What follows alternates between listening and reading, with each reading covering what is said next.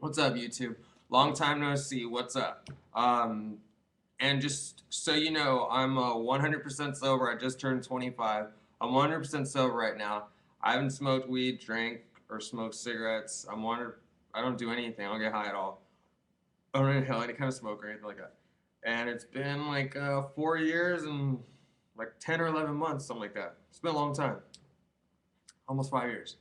So I just turned 25, and yeah, and oh, if you're new to this and you want to quit smoking weed and you're looking for advice on how to quit smoking weed, go ahead and watch How to Quit Smoking Weed videos 4, 5, and 6.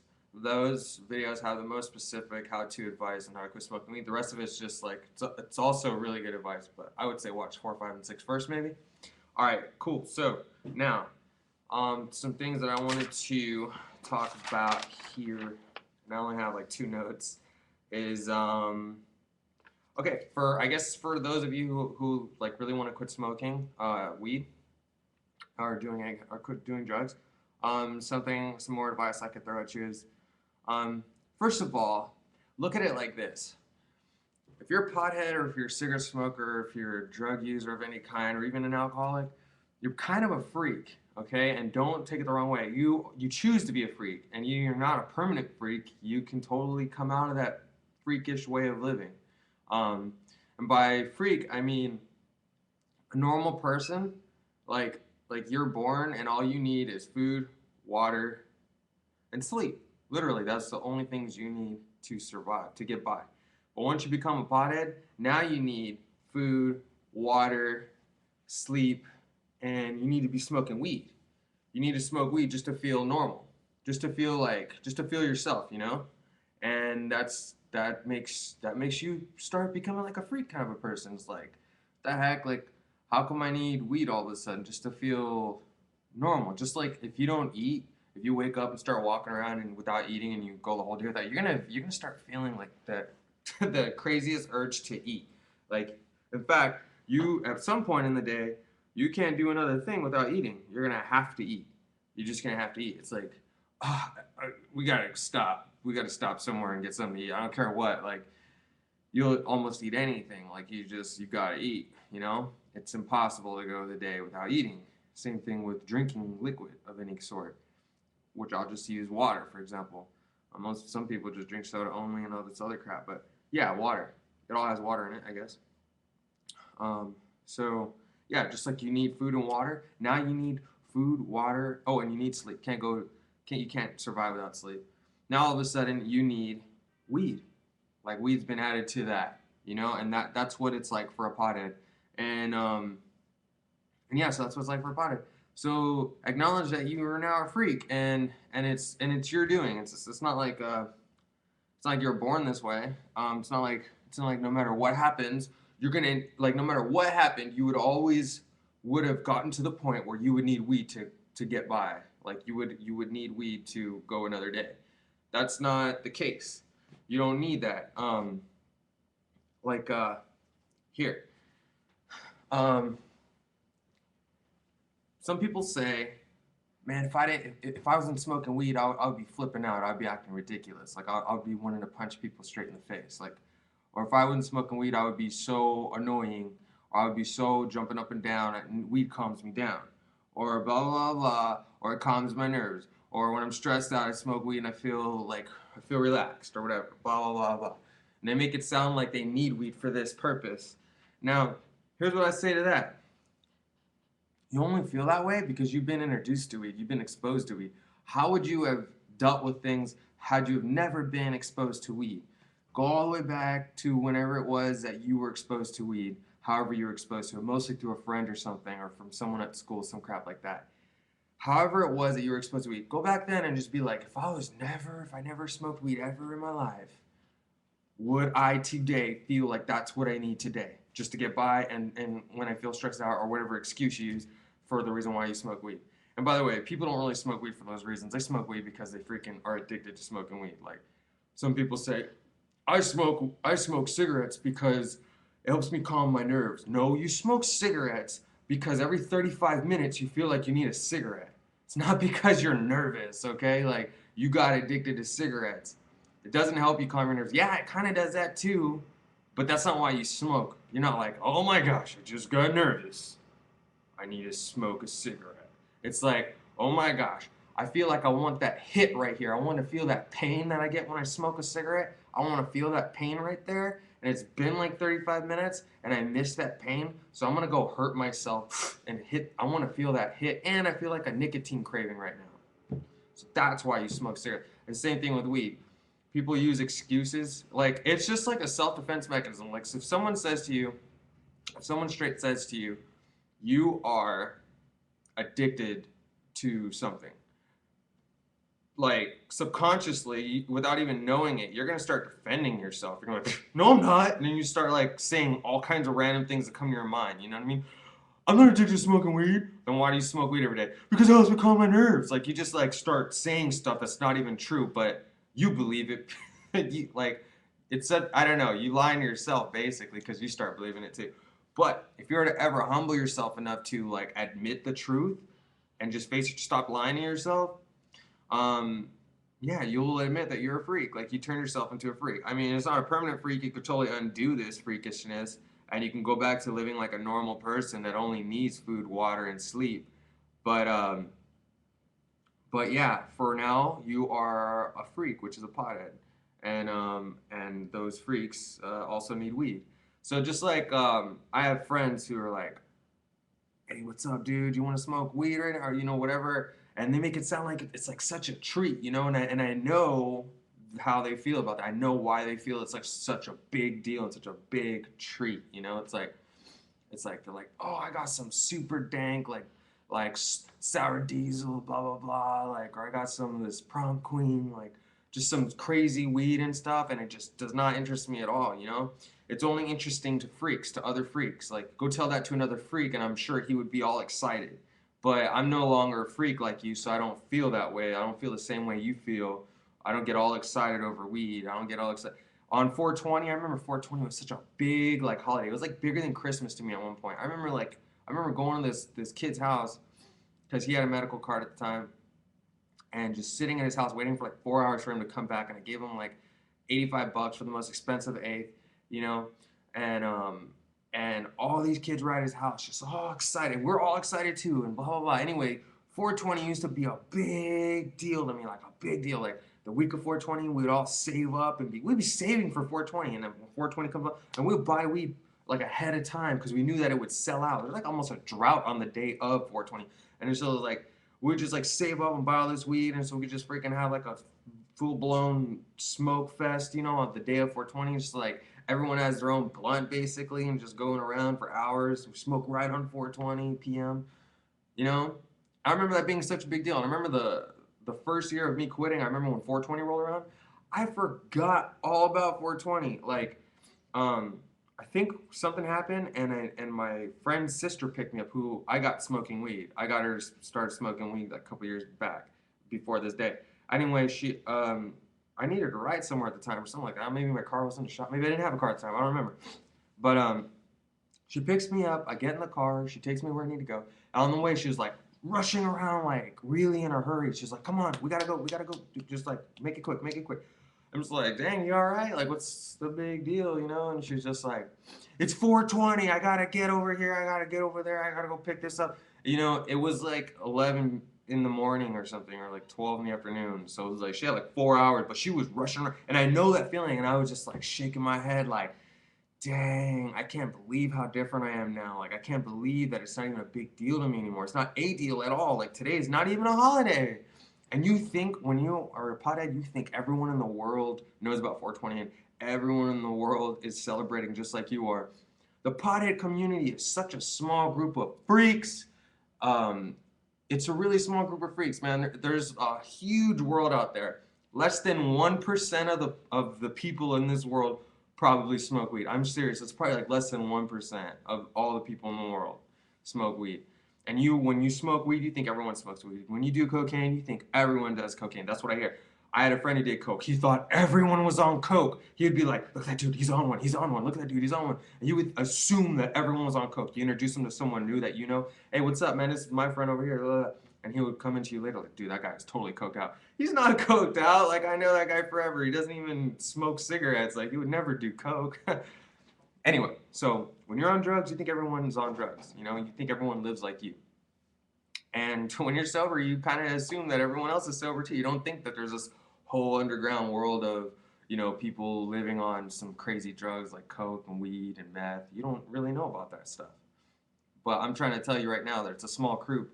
It's a small group, and the only people worried about it are other freaks like yourself. So, yeah, that's just an example. So like, 420 is a good example. All these freaks are just all these potheads are all like excited about it. And honestly, when you look at it from the point of view of when you were like, now that I'm here and I used to be, you kind of shake your head like, man, you guys gotta grow up. You guys are so sad, and it's depressing to watch you guys like even be excited about this day. Like it's just a freaking Tuesday. Like you guys are so sad. Like there's nothing going on. Like there's no, you know, and not just for the day of 420, just in general. Like to see someone all excited and just blow $20 on a gram of some good weed or whatever, and then most people, like, you know, they can't even afford to do that and they're doing it. But even if they could afford it, even if you're rich, I don't care. It's just sad to see them like so like in like thinking that this is such a good thing and such a big deal. Like, you know, if you weren't addicted, you wouldn't feel like it's a big deal. Guarantee you that. And you are addicted. If you smoke weed every day, you're freaking addicted. And if you deny it, then you're in denial. Okay? If you start making up excuses, that's exactly what someone who's addicted does. Someone who's addicted to something will start making up excuses. So if someone starts making up excuses for the reason why they smoke weed every day, I would say that's what it looks like when someone who's addicted is confronted about their addiction. It's exactly what it looks like, you know? So if you're not addicted, then you don't smoke weed every day. If you don't smoke weed every day, you're probably not addicted. Okay? If you don't smoke it like regularly, you know, 4 to 5 times out of a week, then you're probably not addicted to smoking weed. But you're probably getting there. You know, that's how it starts. You start like, first it's just like every once in a while, just on special occasions, like someone's birthday bash or something. Yeah, let's get some weed or something, like, you know? And then it's just like every weekend, or it's every Friday, and it's every Friday and Saturday, it's every Friday, Saturday, Sunday, Sunday. Then all of a sudden you're smoking weed like 4 days a week. Then all of a sudden it's every single day of the week. That's when you're a true pothead and you freaking got a problem. Okay? So anyway, along with that, there's some more just a random advice that I never threw in that I would like to throw in. When you start treating your body good, your body starts requesting more of that. And like I said, your body wants whatever it had yesterday. So like, let's say today and these days you don't really take care of yourself like you know you could, and like maybe you used to and you don't do now. Like let's say you used to exercise kind of regularly and you used to kind of watch what you ate, and now you just kind of let yourself go per se. Like not all the way say you let yourself go, but you know, you just kind of don't care what you eat. You don't really care what you put in your body. You eat random things, you smoke random things, whatever. You know, drink whenever you feel like it. I don't know if this video is gonna end. If it does, I'll make another one. But when you start treating your body good, your body requests more of that goodness. So like, let's say if you were to go running today, if you go running today, I can guarantee you, while you're running, you would get so excited about being sober. I can guarantee you that. I can guarantee that if you go running right now, if you just shut this freaking computer off and go running right now, regardless of what the conditions are like outside, or maybe just go running around, just go run in place or get on a treadmill at the gym or something, or at home if you have one. I can almost guarantee you after like 10, 15, 20 minutes of running and you get all this sweat going, you will have so many ideas of what you want to do with your life from now on, and you will just be so excited about the change. You will be prompted to change. You'll probably be like, oh my gosh, this feels so good. And like a feeling you haven't had in forever. Like just like, oh my gosh, I want to do this every day from now. I want to run every day. Like I want to run every day. I want to work out every day. I want to read books. I want to start reading. Like I never read a full book, or I never completed a book, or I haven't read a book since I was in 7th grade. Man, I want to buy a bunch of books and I want to read them every day until they're all read. I want to run every single day. I want to be in shape. I want to do push-ups. I want to do 200 push-ups a day until I'm freaking ripped. I want to like eat healthy. I want to eat really good healthy food. Blah blah blah blah. You know. And you would have thoughts like that, and you would be excited about quitting. You get all these ideas to quit. It would be hard not to quit after running, you know what I mean? Especially if you start doing it regularly. I can guarantee you this: if you make an oath, like a promise to yourself or something, and or to God, and or to like maybe some people in your family, just like or some people that care about you, some friends or whatever, if you somehow like just make an oath that you will start running every day or working out or something. By the way, if it's freezing cold and it's snowing outside, then do a bunch of push-ups or and do some like pull-ups, some sit-ups, some jumping jacks, other anything you can do in your house that'll get you sweating. I can guarantee you will get so excited. I can do 200 push-ups in a day. Can you? I don't know if you can or not. If you can, do it. It's not that hard. You do 12 push-ups, take a break. 12 times 12 comes to like 144 or something like that. No. 4, 8, 12, 16. I think I do 16 sets of 12, and it comes to 200. There you go. Comes to like 196. So if you can do whatever, man, I'm gonna stop right there. But if you can just get yourself sweating, and you can get, I don't even know if this thing's gonna finish, whatever. But if you can get yourself sweating, if you can get yourself in that mode of like exercise, like a similar amount of sweat that you would get from running, you'll be so stoked and excited to quit. And by the way, your body would request more of that. So like the next day, let's say you ran today. Let's say you ran 2 miles today, right? And then you took a shower, whatever. You go to bed or you go off and eat your day. The next day, your body will want more good stuff. Like not just running and not just exercising, but request better things. Like after running, if you start running regularly, if you start running like every day, after a while, you will start to, even if you are totally excited and love to smoke and you don't want to quit at all, by default, you will want to quit. So your body will just refuse to smoke. Like your body will start coughing from smoke probably, but it'll just be like, no, I'm good. Like your body would be like, no, I'd rather have like some oxygen, like, you know what I mean? Because your body's like knows what it's like to like have something good now, instead of being so used to nothing but bad choices, like, you know, like McDonald's and waiting till you're freaking really hungry to eat, you know, and like living under conditions like that. Oh, I don't eat until I'm freaking emergency hungry, and I don't sleep until I'm extremely tired and just fall asleep in some weird position on the couch or in my bed or someone's house. All that stuff. If you start eating right, sleeping right, drinking water over all the other things you could drink, like soda and juices are kind of like as bad as soda, and vitamin water and Gatorade are pretty, sugary. They're kind of like whatever, but you know what I'm saying. If you start treating yourself better, you will by default, without even trying, your body will just start wanting to quit anyway. And so like if you start running, running will be the root of your body wanting to do better things. Like you're automatically, instead of when you go to McDonald's and you look at the menu, you'd be like, oh, I don't really want anything on here. Like I'd rather have like a grilled chicken sandwich with a wheat bun and like a salad or something like that. Or I'd rather have, some whole food versus like some quick processed food, You would choose the better choices. Like, yeah, I'd rather not smoke right now. I think I'll wait or something. Like I don't feel like wake and baking right now. So that was a little advice that I want to throw out there. If you start, your body will request better conditions if you start introducing better conditions. If you show your body what it's like to live like that, your body will prefer that. Like, oh, I loved it so much the other day when you treated me out. This is your body talking to yourself. I loved it the other day when we slept 9 hours and you went to bed like before 12 a.m.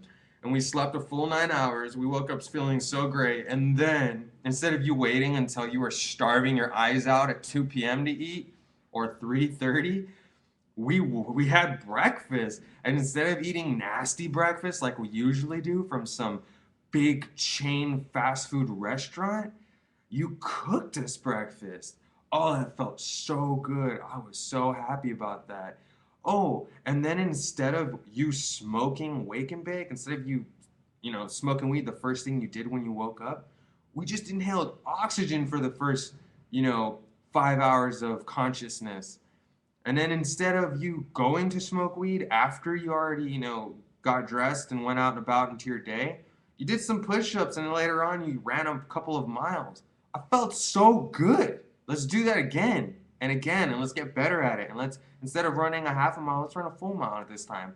And instead of going, you know, half a day without weed, let's go the whole day without weed this time, you know? And instead of drinking soda, let's try drinking water this time. Like, so your body will start wanting more of that. Just like, yeah, your body will start wanting more of that. I can guarantee you that. I can guarantee you that. And if you go try it and it doesn't work, come and tell me, and I'll give you $1,000,000. You know why? Because that's not going to happen. Because your body's going to seriously want more of that. Your body already wants to be, you know, better treated better, but your mind is in control of your body, or your mind controls, for now at least, controls what you take in and what you just, your mind makes all those decisions, you know? Your body's like, please, no more weed. Like, my lung, you know, you're hurting my lungs. My lungs are freaking black now. They want to be pink. I want them to be pink. But you keep bringing smoke in, man. What the heck's wrong with you? I thought we were supposed to be friends, supposed to be on the same team here, you know? And if you start treating your body good, your body will be so happy. Like, dude, I'm so glad you're starting to see things my way. After years and years of me trying to tell you, you finally, you know, coming around. Now we can be like one instead of us having friction and never getting along, you know, blah, blah, blah, blah. Hence you throwing up every time we drink. Hence you coughing every time we smoke. Stuff like that, you know? So that is kind of all I really had to say. I just wanted to introduce that new thing to you, and also look at it like that. Like, seriously, to smoke weed, you're a freak, man. And I'm not trying to say you're a permanent freak. It's not saying you screwed yourself up for good. No, man, you decide to quit and then you're better.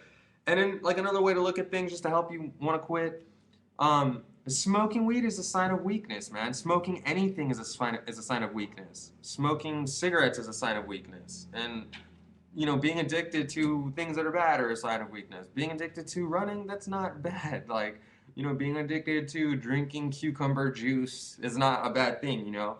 It might actually make you look really glowing and good, you know. People might enjoy the benefit of that, you know. There's benefits, I'm sure. Um, but yeah, you being addicted to things like that is a sign of weakness, and it shows. If you see someone on the side of on the sidewalk smoking a cigarette, they look like a sad loser to just about everyone, even yourself. And if you see someone, yeah, smoking a cigarette, especially to the rest of the world, that other 99%, which make up this population, I'm telling you, the world that you know of is so small. And once you get out of it, you can finally zoom out and see the big picture and see all that is really there. For now, you're so zoomed in that all you see is from the third person point of view, and all you see is that little world of bad stuff. All you see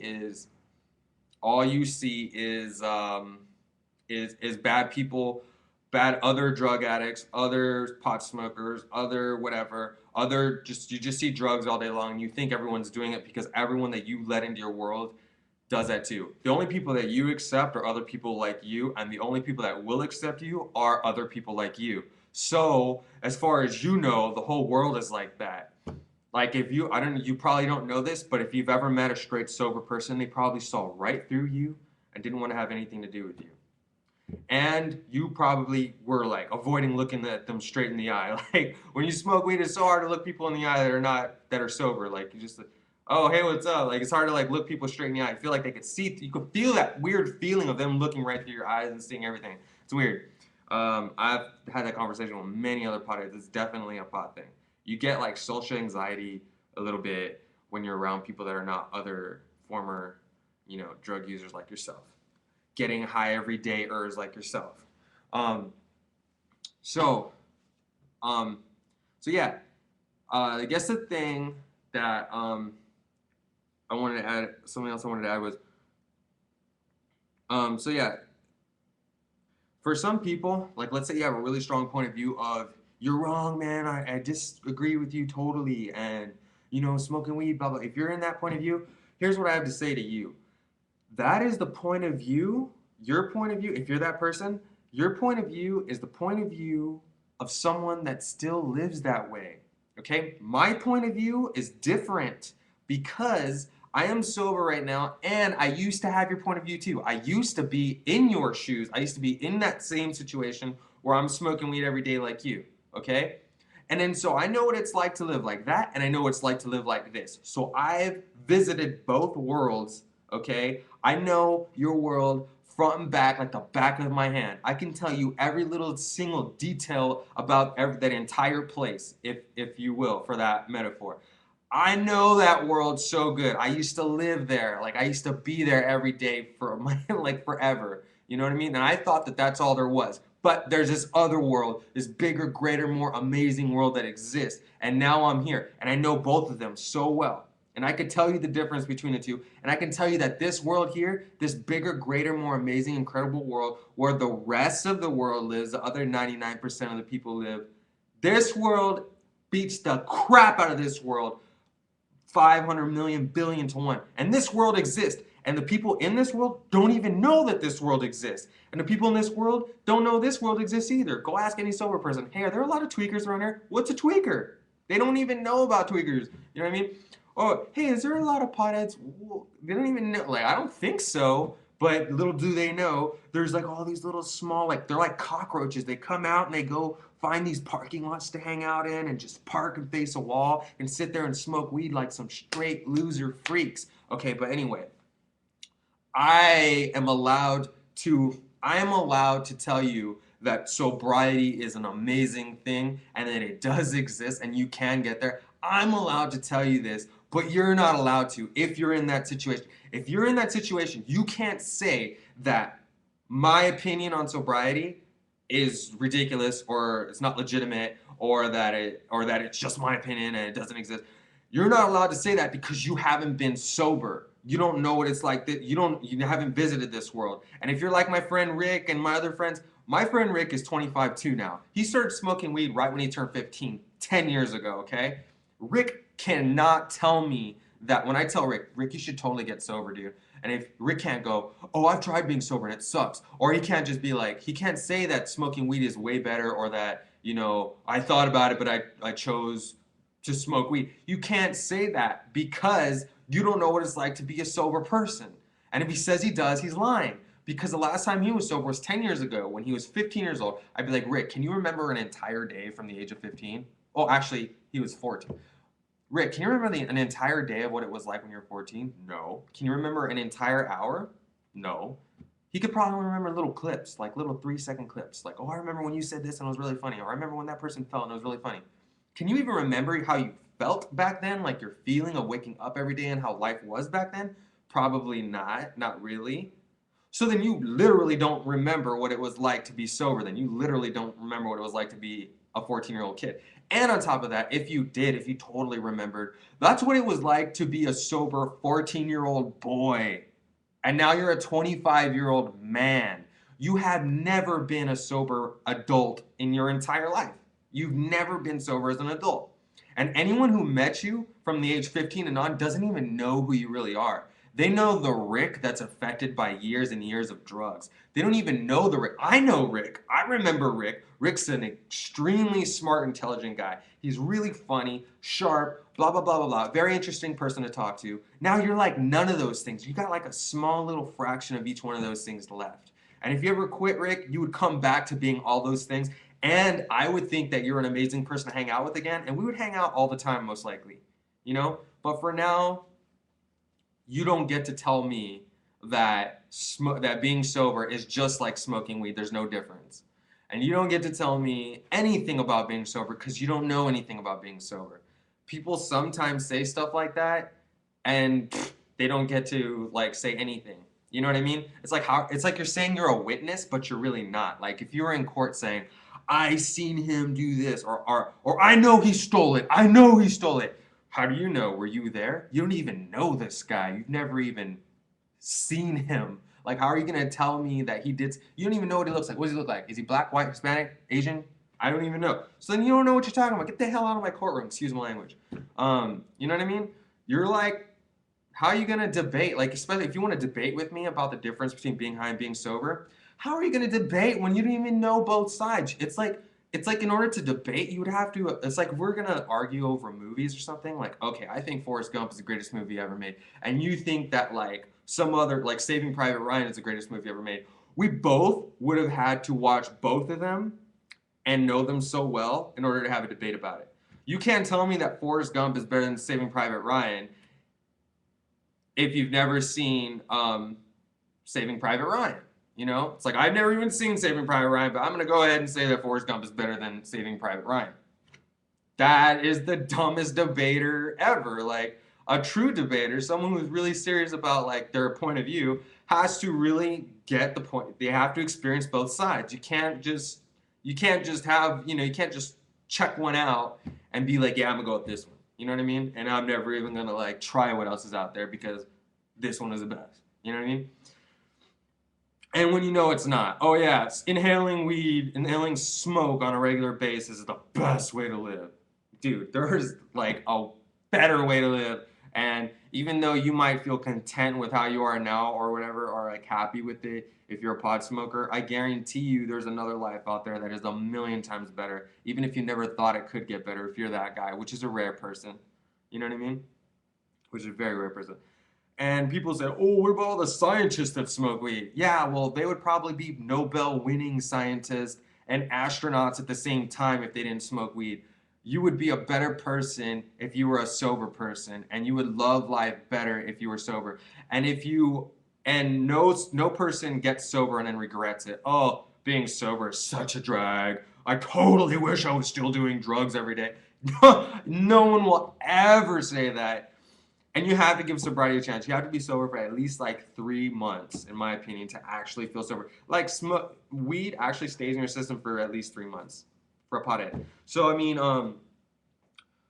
and it's not just that. It's not just that. But I mean, like you will start feeling the amazing feelings of sobriety on day 3, and then day 4 is better than day 3. Day 5 is better than day 4. Like week number 2 is better than week number 1. Week number 3 is more amazing than week number 2, and it goes on and on and on and on and on. And month number 3 is like a billion times better than month number 1, etc. Okay, you will start. It's like you will be excited the whole way up. It's not like you don't feel sober until the 3rd month, but on the 3rd month you feel what it's really like to be a sober person because it's all the way out of your system. It's been 3 months since you've had it, and then you really feel like it. You can't be like, oh, I was sober for 8 days and I was like, this is lame, and I started smoking weed again. And that was like 7 years ago or something. That was when I was like 17 and I just got my first job, so I stayed sober for 8 days so I could like pass the P test or whatever, you know? So, and it was lame. But anyway, all right, looks like this video is gonna end, so I kind of have to wrap it up here. I think I have just like a couple more seconds. Let's see what happens when it hits that. La la la la la. If it ends, I'll make another one anyway. But here, check it out. So yeah, you don't get to tell me anything if that's you, okay? And maybe me just saying that to someone who that isn't, if you don't even feel that way, maybe that's just helpful information for you. Maybe it's like, oh, this is cool. I like hearing this. But yeah. So for those of you who want to like write me an email and say, hey, blah, blah, blah, just like apply what I just said to yourself before you write me, because you don't even get to tell me anything. You don't get to tell me that, oh, I smoke weed every day because of this reason, and you don't have any say, and you can't tell me what to do. You shouldn't be making these videos and blah blah blah blah blah. Dude, you don't even freaking get to have an opinion on sobriety because you're not sober and you never have been, or you haven't been in years and you don't know what it's like. You know what I mean? So come over here and get sober for 3 months, stay sober for 4 months, and then tell me that it's the same thing, because you won't say that. And if it does happen and you do say that, I'll give you $1 million because that won't happen, okay? And if it does, you're a freaking liar, okay? Because it's nothing like it. Being sober is nothing like being a freaking pothead. And that goes for everything. Being sober is nothing like being an alcoholic. Being sober is nothing like being a cigarette smoker. Like if you stay sober from all those things, I'm sober from everything. And I did like levels, okay? Being sober from weed is like, oh, you didn't know life could ever be this good. And then if you quit cigarettes too, it's like another boost. What the heck? You mean there's another level? And then quitting alcohol too? Oh my gosh, I feel like I'm on top of the world. Like, you didn't know it could ever even get that good. Like, quitting smoking weed is like amazing enough. But I challenge you, if that's all you quit, or if that's all you plan, like, try to quit them all. Like, maybe not all at once. I did them all separately. You know, I didn't try to quit everything at once. But if you can, try it out. And if you quit one already, quit the other. Quit the next. If you smoke cigarettes, I don't need to tell you this. You already know that's a bad thing. I don't think I ever met a cigarette smoker who's like, no, smoking cigarettes is totally the way to live and blah, blah, blah. You know, they don't defend smoke. Most cigarette smokers admit that it's wrong, but they just can't quit. Okay?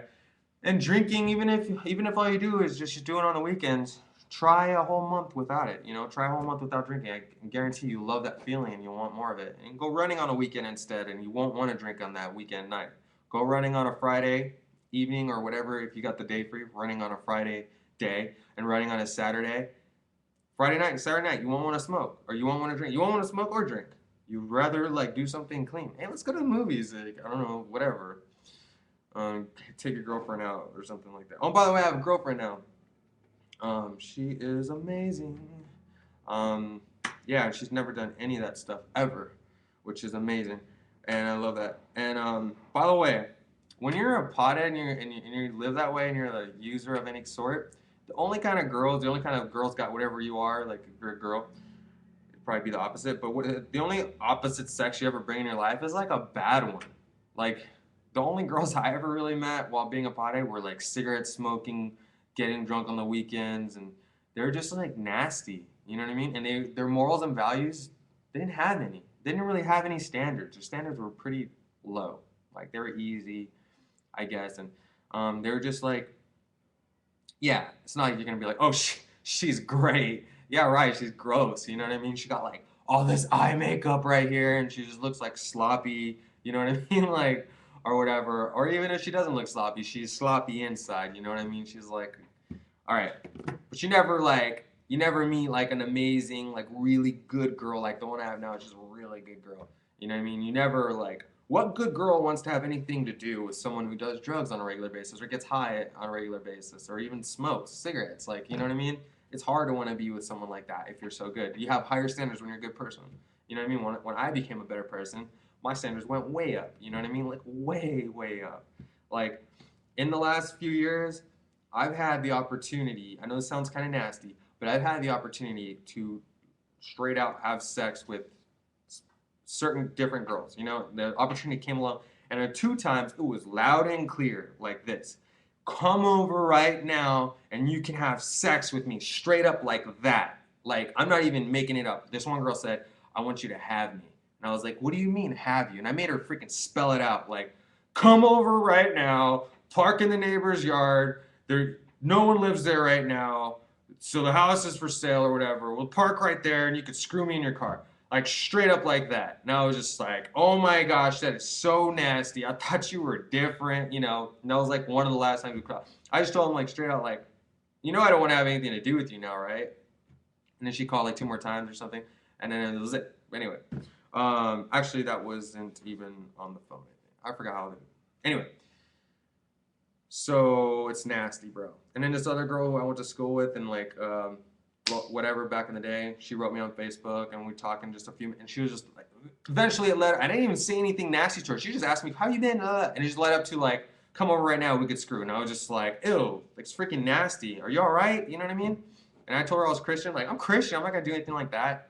And I didn't want to anyway. Like as a person, I don't have any. It's like I'm fighting the urge, and I'm Christian. It's keeping me from doing it. It's just like, oh, that's so gross. Like my standards just automatically went up. Is what I'm trying to say.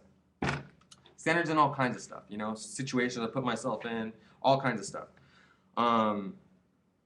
So yeah, I think I'm done here. I think I told you what I wanted to tell you. There is one more metaphor I have for you though, okay? And it goes back to this point I was just making a couple minutes ago. And here goes that point. Now, let's say sobriety is a land, like a metaphor. Sobriety is a land that I'm telling you about. It's this place, okay? And right now, you're living in this place. And in a way, you've only been here for you've been in this place ever since you started smoking weed. So if it was 10 years ago, whatever. Okay, you've been here for like 8 years now, ever since you started smoking weed. And you forgot what the other place was like. You don't even remember what it was. And you've been here forever. And anyway, I'm trying to tell you about this place that exists, but it's like 500 miles away. And it's kind of hard to get there. You got to go through some obstacles to get there, but you can eventually get there.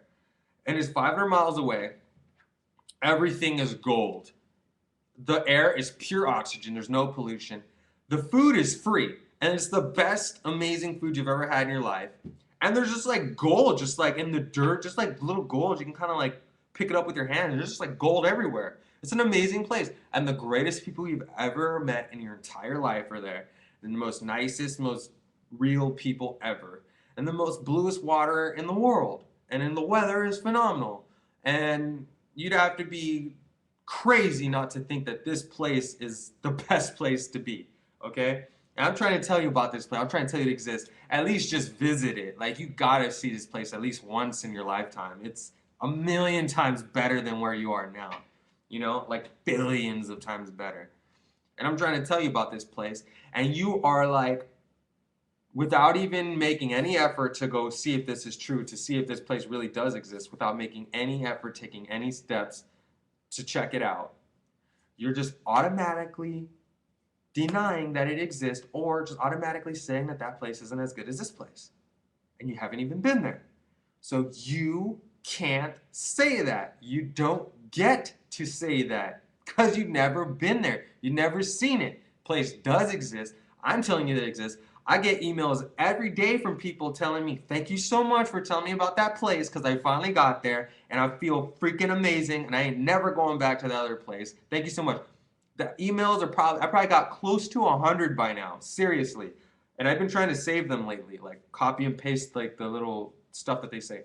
They all say something similar and none of them know each other. People from all over the world, other parts of the United States, Canada, the UK, Australia, freaking Russia, Germany, all over the world are people emailing me saying thank you so much. Even some of these people are people that I was arguing with. They were telling me, you need to take these videos down. You need to stop telling people what to do, blah, blah, blah. And I talked to them, and they eventually, okay, I'm going to try it out. And if you're lying, blah, blah, blah, blah, and I'm never going to quit again, blah, blah, blah. I'm going to try it, you know? And then they're sober now, and they're like, dude, I was totally like the guy that was arguing with you, and now I'm just like telling you that you've changed my life, or not like that, but like, you know, hearing you speak like started a series of events that led to me getting sober, and you have affected my life in a great way, and I thank you eternally. Like crazy stuff. Like someone used the word eternally just like the other day. I was like, dang, that was like one of the nicest ways anyone's ever put this. But, and not that I do any of this for the freaking praise, you know, this is like the first time I've ever mentioned it, you know, in all the videos I made. And, but yeah, I'm trying to tell you that the place does exist, and there's evidence from all the people that do watch these videos. Some people take steps, and think about all the people who don't even have a YouTube account that didn't write me, or the people who just don't type and they don't write people. You know, there's probably a lot of people that did get sober, or even people that I didn't get sober. You know, people all over the world, people all over the world that didn't need to watch these videos. People that got sober 10 years ago, people that got sober yesterday, whatever. You know, all the people in the world. There's lots of people visiting this place and deciding or you know acknowledging that it is a much better place to be, and they choose to be there and stay there and not go back to that other place that they went in, where you are now. You know, and I'm trying to tell you the place does exist, and you are those people or those people that do say those things, like that do defend weed to the fullest extent without ever trying sobriety. It's like you're admitting that you're a childish person and you're not being reasonable or fair. And you're not allowed to debate with me. You're not allowed to argue with me because you've never even been there. You've never even seen the place. It's like you're trying to say, oh, that place sucks, and there is no gold, and the air isn't fresh. You know what I mean? How would you know if you've never been there? Oh, just because. You know what I mean? I just decided that. That's why. Okay, you sound like a 5-year-old. You know what I mean? I thought you were 25 years old or something, 35, however old you are. I thought you were 18, 15. Like, you're allowed to, you know, you're better than this. Like, you should be better than this. You shouldn't be the guy who freaking doesn't even check it out and then starts commenting on it, you know? You can't say the place sucks until you've been there, and you haven't been there, so you can't do that. And this one person kept saying I have a weak personality just recently. This person was like, you have a really weak personality. You have an addictive behavior, addictive personality, and you have a weak personality. I like to say, no, I have a really strong personality. I have such a strong personality that I decided to change the way that my body so badly wants to live. You know, my body, it's so hard to quit, but I was strong enough to pull through and cut these habits out of my life and go travel that 500 miles or whatever it was to get to the sobriety point. I did all that. You have a weak personality. You're a weak person. You're smoking weed every single day. That's a sign of weakness. You look like such a weak person. Honestly, the easiest thing to do after you become a pothead, the easiest thing to do is to smoke weed every day. The hardest thing for you to do as a pothead is to quit smoking weed. That's harder than you doing like 500 push-ups if you can't even do 3. You know what I mean? It's probably easier for someone who can barely do 3 push-ups to do 500 push-ups, you know, to themselves. They probably think it's easier to do 500 push-ups than it is to quit smoking weed as a pothead. You know? You say I have a weak personality? You have a weak personality. You don't even try. You wake up every day and you just give up. Like you don't even like try. You know what I mean? It's so hard. I chose the hard way. I chose to be a man and get this out of my life once and for good at an early age, you know? I'm not gonna try. I don't want to be a 45-year-old loser. I don't want to be a 60 years old and just still living like that. And if you are that age, man, I'm sorry. But if you are that age and you still smoke, just quit. You know, just quit now. But I don't want to become that old person and still live this way and just miss out on all this life that I missed out on, all this life that I could have lived with sober. And also, think about it like this. All the time and effort that you've applied to smoking weed, imagine if you applied it to other things. You would be so good at other stuff. You know what I mean? Suppose you applied all the time and effort that you put into smoking weed. Suppose you applied it to MMA. You went to an MMA gym and you learned MMA. You would be like the best fighter that anyone knows in your neighborhood, in your whole area. You'd be able to beat the crap out of everyone, okay? Suppose you applied it towards being at the gym. You would be in the best shape ever possible. Like, you would be like ripped or really like slim and in shape and just like, you know, like possible. And everyone in your life would acknowledge it too. Like, dang, you look great. What did you do? Like, what is your trick, you know? And just so on and so on and so on. You know, if you apply it to reading books, you'd be really freaking well read by now. You know, if you applied it towards school, you would have like a PhD and you'd be a doctor by now. If you applied all that effort, you could have freaking done it. You know, you could have went to. I smoked weed for like 10. Like suppose you smoke weed for 10 years, dude. It takes like 7 to 10 years to become a doctor. You know what I mean? People have you know, gone off to college and graduated with a PhD and are doctors in the time that you have just been laying around smoking weed with your friends, you know? Equals sad. Do you want to live like that still? Do you still think that that's the best way to live? You know what I started doing that's different from those who choose to smoke every day? I just decided, hey, I'm going to start being honest with myself, as hard as that is to do. From now on, I'm going to admit when I make mistakes. And I'm going to admit mistakes that I have already made. For one, me smoking weed right now, that's not the best way for me to live. And I'm going to admit that. And me smoking cigarettes too, that's not the best way to live either. And I regret smoking cigarettes and weed. I regret deciding to become a pothead or deciding to smoke weed the very first time, which started a chain of events that led to me being a pothead today. I regret all that. If I could go back, I would, but I can't. But I can make decisions today that will affect my future, okay? I can decide right now to start a chain of events that will lead to me being sober. I can be so darn determined that I will wind up being sober. I could work so hard at it that it will happen, okay? And I'm going to admit that me smoking weed every day is not the way to live, and it's bad, and it's not the way to live. I'm going to stop preaching that it is. I'm going to stop lying to myself, and I'm going to stop looking like a 12-year-old boy when I do it. I'm going to start looking like a 25-year-old man when I admit that, hey, this is wrong. You're right for telling me that it's wrong. I know that it's wrong. I admit that it's wrong. Okay? I just told you that you were right, which is something I would never do before. But now I am humble. Now I'm being honest. Now I'm admitting when I'm wrong. Okay? And right now I'm wrong. I've never done this before in my life, but you're right. And I'm wrong. Oh my gosh.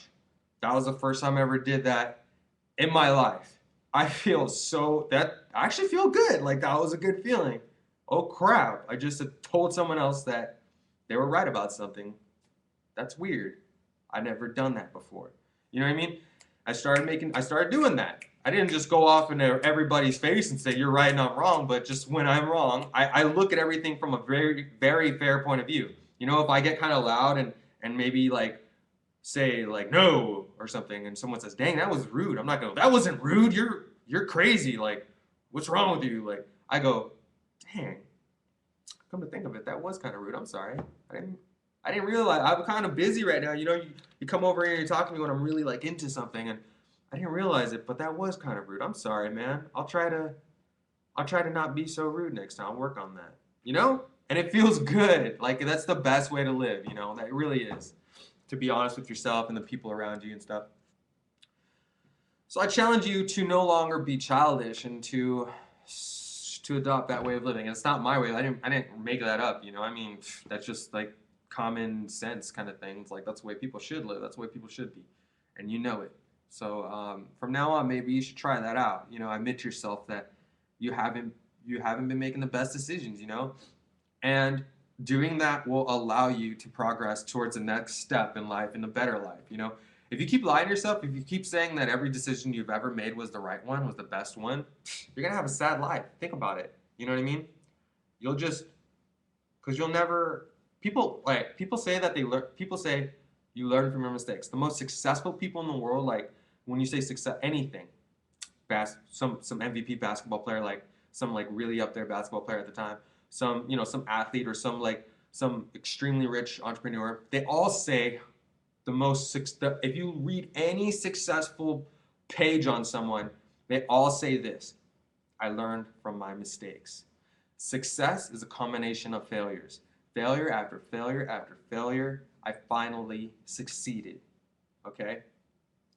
Now, if you're the kind of person that doesn't admit to making mistakes, if you're not the kind of person that doesn't do what I just, you know, described, if you're not that kind of person, you will never learn from your mistakes, and you will continue to fail, and you will never succeed in anything. How can you if it wasn't a mistake that you just made? Oh, $500 just flew right out of the window because I left the window open. But that's the way it should. That window should stay open. I'm going to leave that window open. $500 will fly out every day from now on. You know, you're not admitting that, but you're not going to go, oh my gosh, that's my fault. I left the window open. You're not owning the mistake. You're not going to go, that was a mistake. Oh my God. Okay, we need to fix this. How do we fix this? Oh, from now on, we'll close the window and we'll turn the AC on. Okay, so you've only $500 only flew out of the window one time. Okay, but in your shoes, the way you think, oh, I didn't make any mistakes, blah blah blah. I'm proud that I left the window open. You know what I mean? Like I don't regret anything I've ever done in my life. I don't regret it. Then you're gonna leave the window open, and then the $500 gonna fly out again. More money just can keep flying out, and then in your lifetime, freaking hundred thousands of dollars are gonna keep flying out the window. That's a kind of an extreme example, like a not very realistic one. But you'll never learn from your mistakes if you're always proud of your mistakes and you don't accept that, you know, you did something wrong, because how are you gonna improve? How are you ever gonna fix if it's not broken, you know? So I admit to my mistakes. I'm like, dang, I've been living life like this for a long time now. What is it that I need to change for me to fix the problem? But if you don't ever admit that there's a problem, how the heck are you ever gonna fix anything? Do you see what I'm saying? Do you get the point I'm trying to make? Like people who smoke weed every day. Smoking weed is like, it's like natural. It's like all natural. Like it grows from the dirt. Like it's like good for you. Like it's like good for my anxiety. It's like good for people. Like it solves problems all over the world. Okay, then you're just always gonna smoke weed for the rest of your life then, because like you're not admitting that you're making a mistake. You're not admitting that it's wrong, you know? But if you go like, dang, you know, inhaling any smoke on a regular basis is obviously not a good thing for my body. It's not a good thing for myself. I know that 99% of the world doesn't even smoke weed, which is telling me that I don't need weed. You know, I think I need weed because I've been smoking it every day for a long time, and my body's used to, you know, smoking weed. So now when I wake up, I feel like I need it. But from the evidence of 99% of the people in this world, not needing it on a daily basis, just me and my loser friends, I know that if I stayed off weed for like maybe even a week or 3 days, that my body wouldn't request it anymore, you know? You're not gonna start thinking like, and I'm gonna do whatever it takes to stay sober for this whole day. You're not gonna make those choices, man. You're not gonna make those choices if you just keep admitting, if you just keep telling yourself that you're right and if you're never wrong. You know what I mean? Like, I'm a business owner, okay? Not to brag, but I do own a business and I'm an entrepreneur now, and I made so many mistakes. But I mean, if I never admitted that they were mistakes and chose to learn from them, I would have never kept going up like this, you know? This would have been me every day. Make a mistake, never admit that it's wrong. I would just stay on this level. 10-year-old kids would come up and we'd be at the same level. And then they would turn 11 and 12, and I would be down here just like a freaking loser, you know what I mean? And they would keep getting more and more and better and better. And I just am choosing to be like childish, like worse than a 10-year-old, like a 5-year-old, you know what I mean?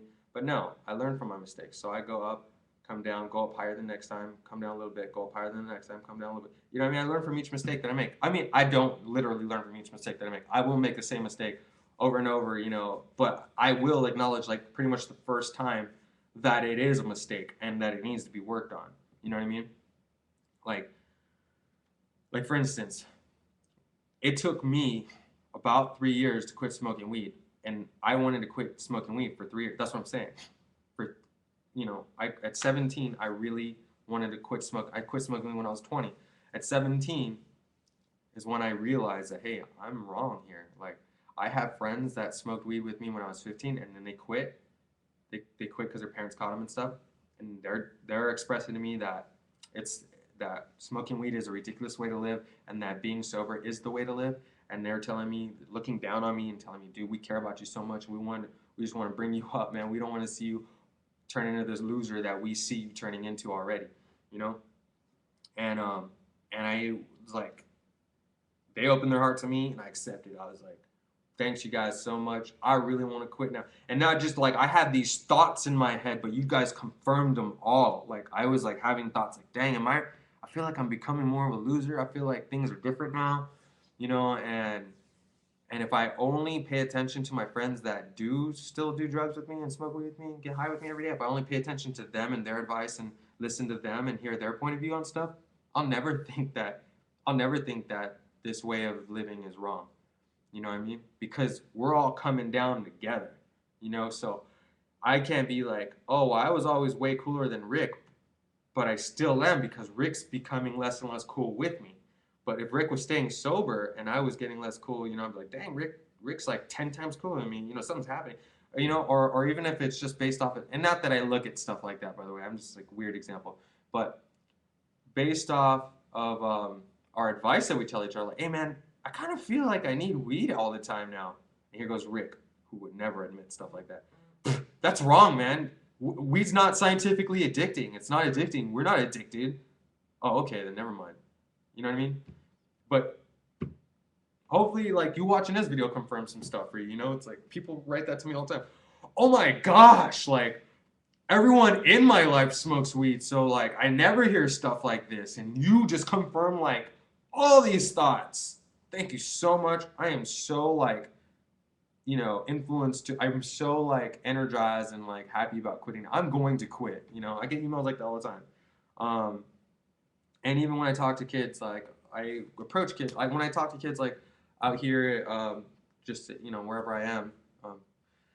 And they tell me that they smoke weed, you know, I tell them about my story, and then I tell them a lot of stuff, and they're like, dang, you know, there was these thoughts that I had, and I kind of like dismissed them, but wow, you just confirmed them, like, you know, because none of my friends ever admit to that stuff, and you're real, you are down to earth, like, they're telling me that you're a real person, like, you just, like, put all your cards on the table. All my friends are afraid to reveal all these thoughts, or all these, um, you know, people don't want to admit that they got problems and stuff. I'll admit, I have OCD, I have ADD, freaking I did all these drugs, you know, I was really addicted to stuff, and now I'm not, you know.